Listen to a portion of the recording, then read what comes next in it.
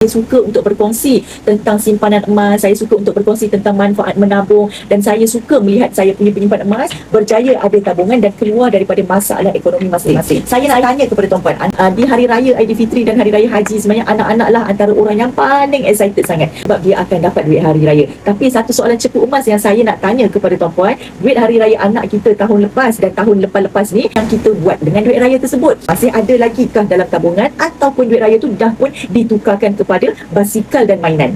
Tuan-puan boleh cek balik, duduk balik, buat postmortem duit raya anak kita, okey, 1 tahun sebelumnya, 2 tahun sebelumnya, ke mana perginya duit hari raya? Adakah kita terguna semua ataupun kita sempat selamatkan dalam tabungan untuk anak-anak? Jadi kalau tuan-puan rasa anak dah umur 5 tahun, dah raya 5 kali tapi tak nampak pun hasil duit raya, tuan-puan kena ubah cara. Di Public Gold kita ada akaun Gap Junior untuk kita mendaftarkan akaun emas untuk anak awal umur, lahir je dah sedikit dah boleh menabung emas di Public Gold. Jadi kita tak perlu pun tukarkan semua duit raya ke dalam bentuk emas. Andai kata anak kita dapat duit raya 500, cukuplah mungkin setengah daripadanya kita convert kepada gram emas. Selebihnya kalau nak belanja anak-anak silakan, tapi janganlah habiskan semua sebab sayang, raya hanya sekali. Nak dapat duit raya bukannya senang tuan-puan. Jadi sebenarnya bijaklah kalau ibu ayah peluang sempena nak hari raya dan sempena sebelum raya lagi ini, kita dah buka akaun Gap Junior untuk anak-anak kita. Dapat je duit raya nanti kumpul, genap je RM100 boleh top up dalam akaun Gap Public Gold. Jadi kita boleh buat apa dengan akaun anak ni? Kita menabung secara konsisten sedikit demi sedikit duit raya anak kita,